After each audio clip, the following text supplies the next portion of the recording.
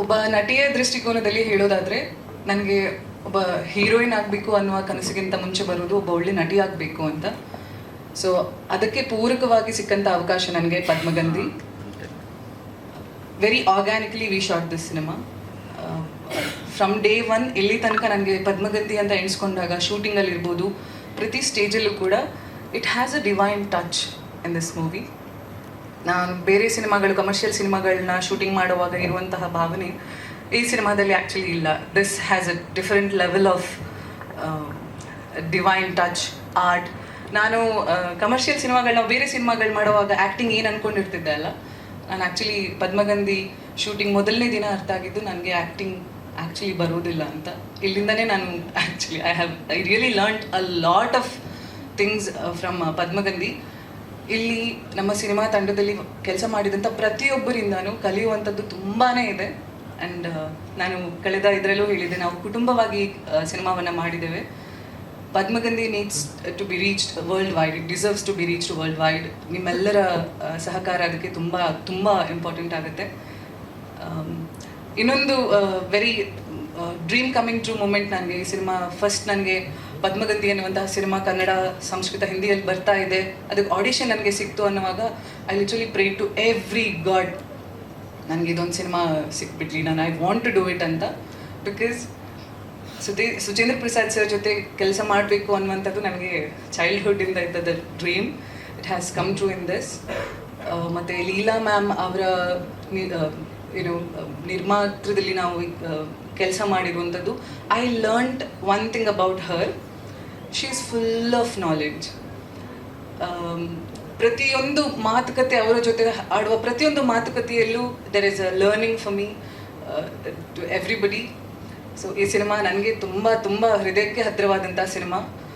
So ಇದರಲ್ಲಿ it's all about information about lotus. ನಮ್ಮ ಸಂಸ್ಕೃತಿಯಲ್ಲಿ ನಾವು ಆ್ಯಕ್ಚುಲಿ ಬೀಯಿಂಗ್ ಯೂತ್, ನಮ್ಮ ಸಂಸ್ಕೃತಿಯನ್ನು ನಾವು ಬೆಳೆಸಬೇಕಾಗಿರೋದು ನಮ್ಮ ಜವಾಬ್ದಾರಿ. ಸೊ ಇಂಥ ಸಿನಿಮಾಗಳಿಂದ we are actually taking steps. So ನಿಮ್ಮೆಲ್ಲರ ಸಹಕಾರ ಇದಕ್ಕೆ ತುಂಬ ಇಂಪಾರ್ಟೆಂಟ್ ಆಗುತ್ತೆ. ಈ ಅವಕಾಶಕ್ಕಾಗಿ ನಾನು ನನ್ನ ಎಂಟೈರ್ ತಂಡಕ್ಕೆ ಆಭಾರಿಯಾಗಿದ್ದೇನೆ. ಧನ್ಯವಾದಗಳು. ಪದ್ಮಗಂಧಿ ಚಿತ್ರದ ಕಥೆಗೆ ಆಸರೆಯಾದದ್ದು ಮೈತ್ರೇಯಿ ಶುಭಂಕರೋತಿ ಅನ್ನೋ ಗುರು. ಪದ್ಮಗಂಧಿ ಕೊನೆಯ ಒಂದು ಹಂತಕ್ಕೆ ಬಂದು ಬಿಡುಗಡೆಯ ಸಂದರ್ಭಕ್ಕೆ ಬಂದಿದೆ.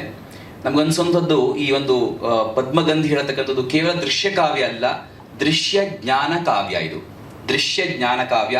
ಈ ಮೂರರ ಒಂದು ತ್ರಿವೇಣಿ ಸಂಗಮ ನಿಮ್ಗೆ ಸಿಗಬೇಕು ಅಂತಂದ್ರೆ ಈ ಪದ್ಮಗಂಧಿಯನ್ನು ನೀವು ನೋಡಬೇಕು. ನಮ್ಮ ಶುಭಂ ಕರೋತಿ ಮೈತ್ರೇಯಿ ಗುರುಕುಲದಲ್ಲಿ ಚಿತ್ರೀಕರಣಗೊಂಡಂತಹ ಒಂದು ಅದ್ಭುತವಾದಂತಹ ದೃಶ್ಯ ಜ್ಞಾನ ಕಾವ್ಯ ಇದು.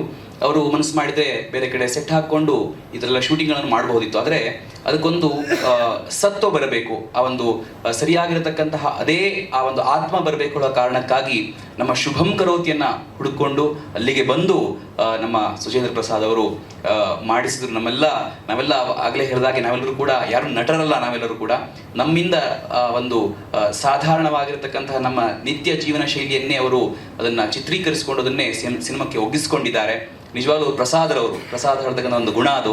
ಹಾಗಾಗಿ ಅವರನ್ನು ಕೂಡ ನೆನಪಿಸ್ಕೊಳ್ತಾ, ಹಾಗೆ ಎಸ್.ಆರ್. ಲೀಲಾ ಭಗಿನಿಯವರು ಕೂಡ ವಿದ್ವಾಂಸರು, ನಮ್ಮ ಸಂಸ್ಕೃತ ಕ್ಷೇತ್ರದಲ್ಲಿ ಶ್ರುತ ವಿದ್ವಾಂಸರವರು. ಹಾಗಾಗಿ ಅವರೆಲ್ಲರನ್ನೂ ಕೂಡ ಸೇರಿಸಿಕೊಂಡಂತಹ ಈ ಒಂದು ಪದ್ಮಗಂಧಿ ತನ್ನ ಗಂಧವನ್ನು ಎಲ್ಲ ಕಡೆ ಪ್ರಸರಿಸಲಿ.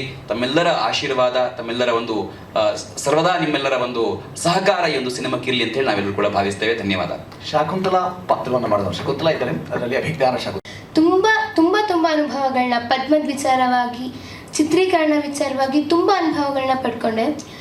ಎಷ್ಟೊಂದು ವಿಚಾರಗಳು ಗೊತ್ತೇ ಇರಲಿಲ್ಲ. ನಾವು ಗುರುಕುಲದಲ್ಲಿ ಎಷ್ಟೊಂದು ಶ್ಲೋಕಗಳನ್ನ ಹೇಳ್ತೇವೆ, ಸೂಕ್ತಗಳನ್ನ ಹೇಳ್ತೇವೆ, ಮಂತ್ರಗಳನ್ನ ಹೇಳ್ತೇವೆ, ಹಾಡುಗಳನ್ನ ಹೇಳ್ತೇವೆ.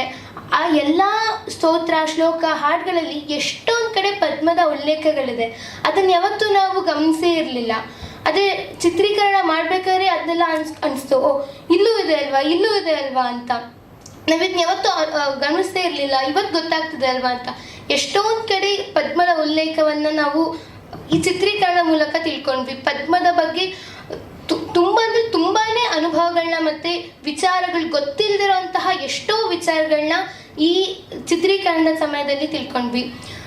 ತುಂಬ ಖುಷಿಯಾಯಿತು ನಮಗೆ ಮತ್ತು ನನ್ನ ಗುರುಕುಲದ ನನ್ನ ಅಕ್ಕಂದಿರು, ತಂಗಿಯಂದಿರು ಅಥವಾ ಗುರುಕುಲದ ಶಿಕ್ಷಕರು ಎಲ್ಲರಿಗೂ ತುಂಬ ಒಳ್ಳೆಯ ಅನುಭವ ಇದು ನೀಡ್ತು. ಇದರಲ್ಲಿ ಭಾಗವಹಿಸಲಿಕ್ಕೆ ಅವಕಾಶ ಕೊಟ್ಟಂತಹ ಎಲ್ಲರಿಗೂ ನನ್ನ ತುಂಬ ಹೃದಯದ ಧನ್ಯವಾದಗಳು. ಶುಭಂಕರೋತಿ ಮೈತ್ರೇಯಿ ಗುರುಕುಲದಲ್ಲಿಯೂ ಆಚಾರ್ಯರು, ನಮ್ಮ ಚಿತ್ರದಲ್ಲಿಯೂ ಆಚಾರ್ಯರು, ಮೃತ್ಯುಂಜಯ ಶಾಸ್ತ್ರಿ ಆಚಾರ್ಯರ ಮಾತು. ಎಲ್ಲರಿಗೂ ನಮಸ್ಕಾರ. ಈ ಚಿತ್ರಕ್ಕೆ ಆಸರೆ ನಿಂತ್ಕೊಂಡಿದ್ದಾರೆ ಪದ್ಮಿನಿಕ. ಎಲ್ಲರಿಗೂ ನಮಸ್ಕಾರ. ಪದ್ಮಗಂಧಿ ಸಿನಿಮಾ ಅಂತ ಬಂದಾಗ ಎಲ್ಲ ಮಾಧ್ಯಮ ಮಿತ್ರರಿಗೆ ಹೇಳಬೇಕಾಗಿರೋದು, ಜಗತ್ತಿನಲ್ಲಿ ಈ ವಿಶ್ವದಲ್ಲಿ ಸಾವಿರಾರು ಹೂಗಳಿದೆ. ಅಂದರೆ ಸಂಪಿಗೆ ಇದೆ, ಕೇದಿಗೆ ಇದೆ, ಮಲ್ಲಿಗೆ ಇದೆ, ಗುಲಾಬಿ ಹೂ ಇದೆ. ಆದರೆ ಯಾಕೆ ಕಮಲಕ್ಕೆ ಇಷ್ಟೊಂದು ಪ್ರಾಶಸ್ತ್ಯ ಮತ್ತು ಅದಕ್ಕೆ ಯಾವ ಬಣ್ಣ ಮಾತ್ರ ಇದೆ, ಸುಗಂಧವೂ ಇಲ್ಲ, ಆದರೂ ಕೂಡ ಈ ಕಮಲ ಯಾಕೆ ಇಷ್ಟೊಂದು ಮುಖ್ಯ ಅನ್ನೋದು ಈ ಪದ್ಮಗಂಧಿಯ ವಿಶೇಷ ಅಂತ ಹೇಳ್ಬೋದು. ಹಾಗಾಗಿ ಆ ಒಂದು ಪದ್ಮಗಂಧಿಗೆ ಅದಕ್ಕೆ ಸ್ವತಃ ಸುಗಂಧ ಇಲ್ಲದೇ ಇದ್ರೂ ಇಲ್ಲಿರುವ ದಿಗ್ಗಜರು ಅದಕ್ಕೊಂದು ಸುಗಂಧವನ್ನು ಕೊಟ್ಟಿದ್ದಾರೆ ಅಂತ ಹೇಳ್ತಾ ಈ ಒಂದು ಪಾತ್ರವನ್ನು ಮಾಡೋದಕ್ಕೆ ನನಗೂ ಅವಕಾಶ ಕೊಟ್ಟಿದ್ದಕ್ಕೆ ಎಲ್ಲರ ತಂಡದ ಲೀಲಾ ಮೇಡಮ್ ಹಾಗೂ ಸುಚೇಂದ್ರ ಪ್ರಸಾದ್ ಸರ್ ಅವ್ರಿಗೂ ಕೂಡ ಅನಂತ ಧನ್ಯವಾದಗಳು. ಯಾಕೆಂದರೆ ಇದು ನಿಜವಾಗ್ಲೂ ಒಂದು ದಾಖಲೆಯನ್ನು ಸೃಷ್ಟಿ ಮಾಡುವಂತಹ ಸಿನಿಮಾ ಆಗುತ್ತೆ ಮತ್ತು ಇವತ್ತಿನ ಬಹಳಷ್ಟು ಬೇಕಾದಷ್ಟು ಸಿನಿಮಾಗಳ ಮಧ್ಯದಲ್ಲಿ ಪದ್ಮಗಂಧಿ ಒಂದು ತನ್ನದೇ ಆದ ಸುವಾಸನೆಯನ್ನು ಬೀರಲಿ ಅಂತ ಎಲ್ಲ ಮಾಧ್ಯಮ ಮಿತ್ರರು ಅದಕ್ಕೆ ಸಹಾಯ ಮಾಡಬೇಕು ಅಂತ ಕೇಳ್ಕೊಳ್ತಾ ನಮಸ್ಕಾರಗಳನ್ನು ಹೇಳ್ತಾ ಇದ್ದೇನೆ. ಚಿತ್ರವೊಂದಕ್ಕೆ ನೇಪಥ್ಯ ಅಂದರೆ ಪಥ್ಯ, ಆದರೆ ನೇಪಥ್ಯ ಅಪಥ್ಯ ಅಂತ ಹೇಳ್ತಾ ನಮ್ಮ ರೇಷ್ಮಮ್ಮ ಹಿಂದೆ ದಿರಿಸು ಇತ್ಯಾದಿಗಳ ವಿನ್ಯಾಸವನ್ನು ಮಾಡಿಕೊಟ್ಟಂತಹ ಮಹಿಳೆ.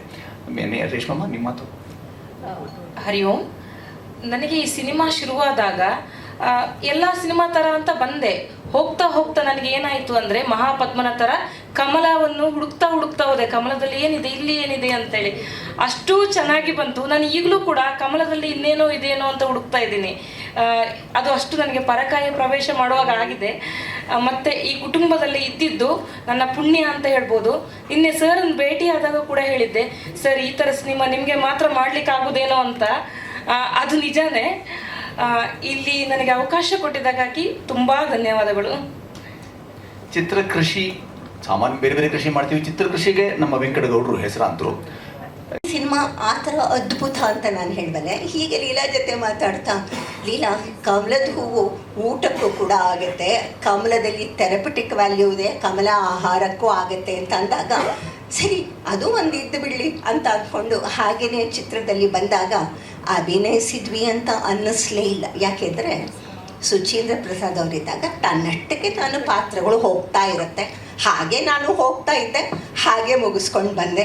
ಇದು ಆ ತರಹದ ಒಂದು ಸುಂದರವಾದ ನಿರ್ದೇಶನ, ಅತ್ಯದ್ಭುತವಾದ ಕತೆ, ಅದನ್ನು ಕಟ್ಟಿಕೊಟ್ಟ ರೀತಿ, ಅದನ್ನು ತೆರೆ ಮೇಲೆ ತಂದಂಥ ರೀತಿ ಇದೆಯಲ್ವ, ಇದನ್ನು ಪ್ರತಿಯೊಬ್ಬರೂ ಅನುಭವಿಸಲೇಬೇಕು. ಇದು ಬರೀ ಭಾರತದ ಕರ್ನಾಟಕದವರು ಮಾತ್ರ ಅಲ್ಲ, ಸಂಸ್ಕೃತದಲ್ಲಿದೆ, ಹಿಂದಿನಲ್ಲಿದೆ. ಇಡೀ ಭಾರತಕ್ಕೆ ಆಗುವಂತಹ ಎಲ್ಲರ ಮನಸ್ಸನ್ನು ಮುಟ್ಟುವಂತಹ ಒಂದು ಅದ್ಭುತವಾದಂತಹ ಒಂದು ಸಿನಿಮಾ. ದಯವಿಟ್ಟು ಈ ಸಿನಿಮಾಕ್ಕೆ ಎಲ್ಲರೂ ಬನ್ನಿ ಅಂತ ಹೇಳ್ತೀನಿ. ಇದನ್ನು ಪ್ರತಿಯೊಬ್ಬರು ನೋಡಬೇಕು. ನೋಡಲಿಲ್ಲ ಅಂದರೆ ಕಳ್ಕೊತೀರಾ, ಏನನ್ನೋ ಕಳ್ಕೊತೀರಾ ಅಂತ ಅನ್ನೋದನ್ನು ಸ್ಪಷ್ಟವಾಗಿ ಹೇಳಬಲ್ಲೆ. ಎಲ್ರಿಗೂ ನಮಸ್ಕಾರಗಳು.